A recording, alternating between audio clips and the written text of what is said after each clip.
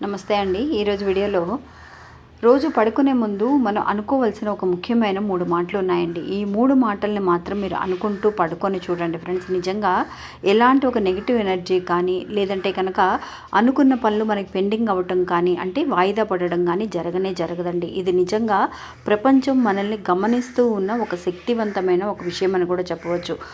ఇంకా రోజు కూడా పడుకునే ముందు మీకు మంచి రిలాక్స్ అయ్యి బెడ్‌కి మనం నిద్రపోవడానికి వెళుతున్నాము అని అనుకున్నప్పుడు ఫోన్ అంతా కూడా మళ్ళీ తీసి చూడడం కానీ, మళ్ళీ వేరే వాళ్ళతో మాట్లాడడం కానీ అలా కాకుండా రిలాక్స్‌గా ఈ 3 మాటలు అనుకోండి ఫ్రెండ్స్. ఏంటి ఆ 3 మాటలు అనంటే, మీరు మార్నింగ్ నుంచి కూడా అంటే రాత్రి నిద్రపోయే వరకు కూడా ఏదైనా సరే, ఎవరినైనా సరే ఒక హర్ట్ చేసినా, ఎవరినైనా బాధ పెట్టినా కూడా వాళ్ళందరి దగ్గరికి మీరు వెళ్ళి చెప్పలేరు కాబట్టి మనసులో మీరు రియలైజ్ అవుతూ ఒక్కసారి వాళ్ళందరికీ కూడా సారీ తెలియజేయమని ప్రపంచాన్ని అడగండి. మీరు వెళ్ళి తెలియచేయగలిగితే సరే, లేదంటే కనుక ప్రపంచానికి ఒక్కసారి సారీ అన్న మాటని తెలియచేయండి.